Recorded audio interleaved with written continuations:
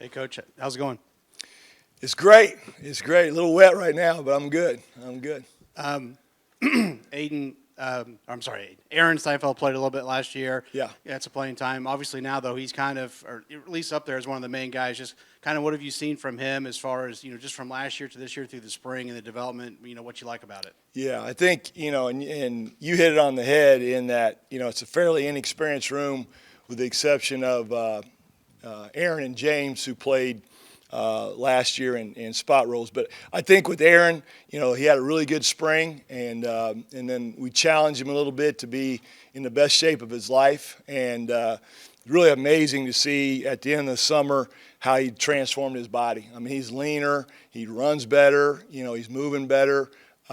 He's always had really good ball skills. So I mean, I think he weighed in at 251, and so whenever anybody can make that type of transition, it's going to make him a better football player. So just like the way that he's gone about his business and tried to take another step. Quite honestly.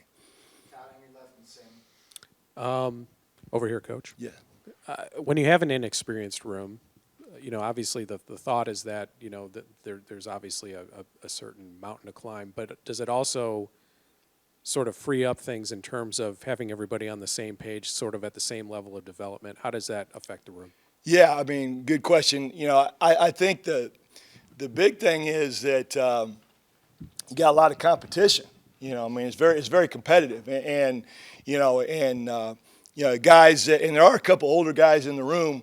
That we brought Bradley Archer from Stanford, who's a grad transfer from Stanford. Bradley's played a lot of football, against a lot of good football teams, but he's just learning our offense. And you got, Trey Walker, who's a graduate or is a redshirt senior, who's a walk-on kid who, again, I think is played really well. So, it helps those two guys and just their experience and the fact that they played and practiced helps push everybody else because physically they have a little bit of an edge.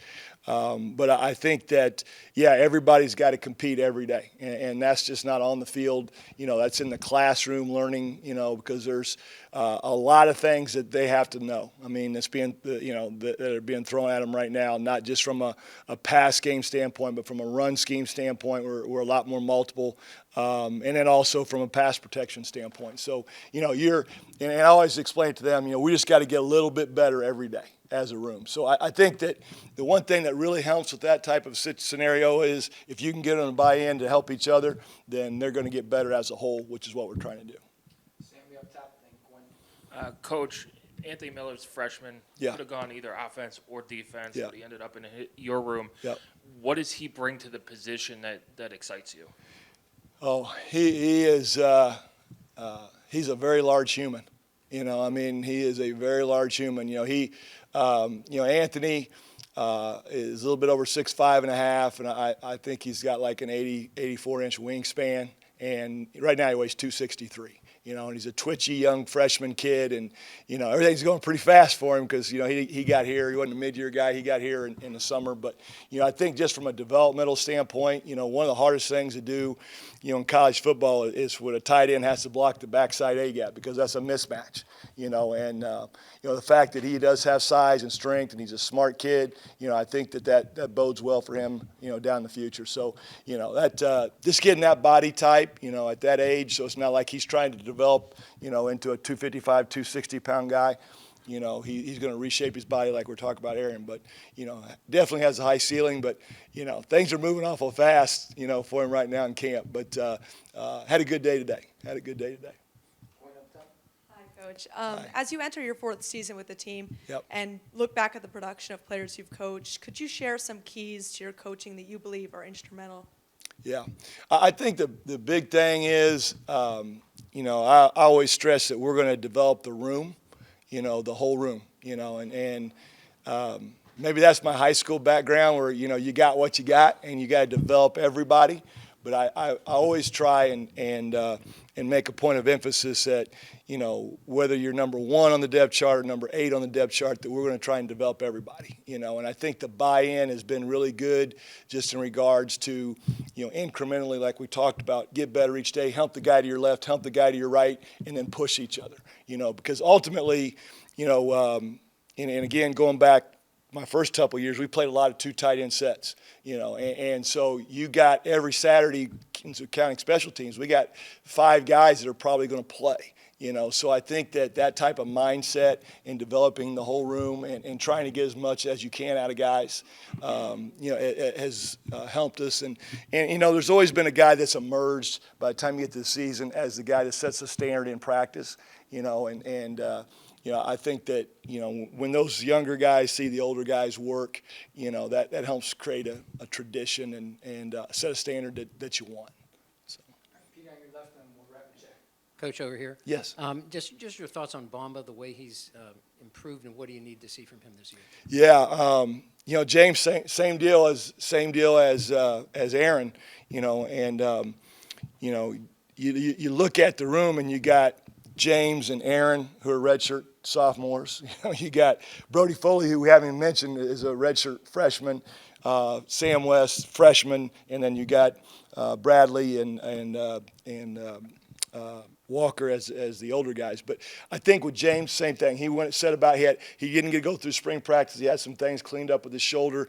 You know, he's all good now, and so the challenge to him was be in the best shape you can be. And same thing, you know, just totally, I think, you know, reset his body, you know, and similar to Aaron, you know, he's a physical guy. You know, I think the thing that he has to do is just be a great technician right now because he is, and he played a lot last year as the second tight end, as the inline guy, you know, and he's a physical guy, but just continue to be a great technician, you know, and, you know, catch the balls when they're thrown to you, you know, and I think that's what he's done, you know. And James is one of those guys. It's a natural leader, you know. He's one of those guys that you know that leads the room not just by how he carries himself, but also by his words, and I think that means a lot. So really need him to continue to grow and be that guy in the room. And, you know, between Aaron, whose first start was against Michigan because we had injuries last year, and James, whose first start was against Ohio State, we have those guys that at least know what it's like to be there on a Saturday. So. Yeah, going back to Anthony Miller, I guess, what was the process of kind of deciding that tight end was the best position fit for him? Tight end coach is selfish. No, you know what? The world of recruiting has changed so much, you know, and, you know, so, you know, what we said was, you know, when you get to December, you know, there's some guys that get missed and don't sign. I mean, like he was committed to USF, I think, at one point, and, you know, he didn't sign, and most coaches are, you know, at that point when the season ends, you're not concentrating on high school kids that are available out there. You're concentrating on portal kids, you know. So as you know, as we went around and tried to identify big athletes, you know, I was the first guy to go to Duluth and you know, meet Anthony and get a feel for who he was as a person, what he could be.